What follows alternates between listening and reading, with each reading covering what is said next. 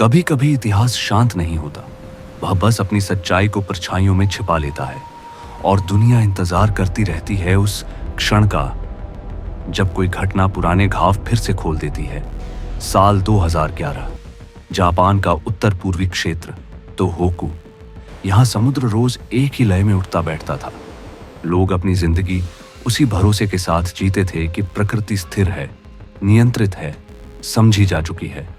लेकिन दोपहर 2:46 पर धरती अचानक एक भारी कंपन के साथ हिली।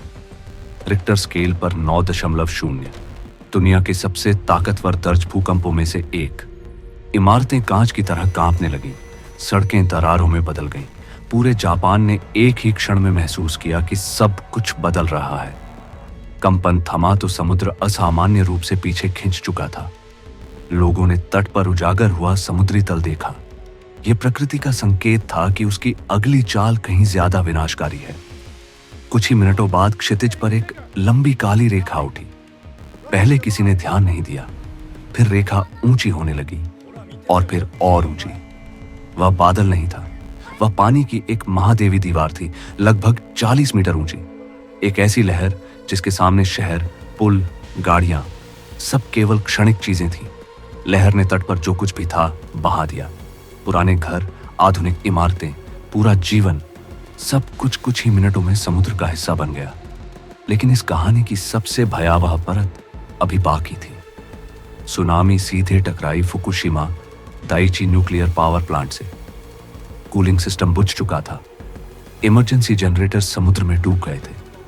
नियंत्रण कक्ष में बैठे लोग समझ रहे थे कि अब गणना सेकंडों की है।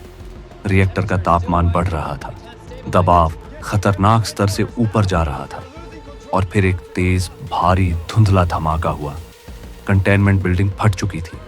रेडियो एक्टिव धुआं हवा में ऊपर उठ रहा था। दुनिया ने टीवी स्क्रीन पर पहली बार वह देखा जो परमाणु विशेषज्ञ दशकों से रोकने की कोशिश कर रहे थे। हजारों किमी दूर तक चिंता फैल गई। सरकारों ने मीटिंग की, वैज्ञानिकों ने उपग्रह चित्रों की तुलना की, इंजीनियरों ने सिस्टम लॉक खंगाले। पर सवालों की संख्या जवाबों से कहीं ज्यादा थी। क्या चेतावनियां पहले से मौजूद थीं? क्या सुरक्षा व्यवस्थाएं कमजोर थीं? क्या यह सिर्फ एक प्राकृतिक आपदा थी या मानव प्रणाली में ऐसी खामियां थीं जिन्हें लंबे समय से नजरअंदाज किया जा रहा था? जांच रिपोर्टों में तथ्य थे, फाइलों में डेटा था, लेकिन कई बातें अब भी अंधेरे में हैं। कुछ दस्तावेज आज भी सार्वजनिक नहीं किए गए। कुछ गवाही हमेशा के लिए दर्ज तो हुई, पर साझा नहीं हुई। तोहोकू आपदा ने दुनिया को याद दिलाया कि तकनीक कितनी भी उन्नत क्यों ना हो, प्रकृति की एक अप्रत्याशित चाल पूरे सिस्टम को मिटा सकती है। और इंसान अपनी सारी शक्ति के बावजूद अभी भी सीख रहा है कि नियंत्रण एक भ्रम है। कहानी यहां समाप्त नहीं होती। समुद्र कुछ रहस्य अपने भीतर ही रख लेता है और इतिहास कभी कभी सच्चाई को चुपचाप दफना देता है, मानो वह खुद भी उससे डरता हो।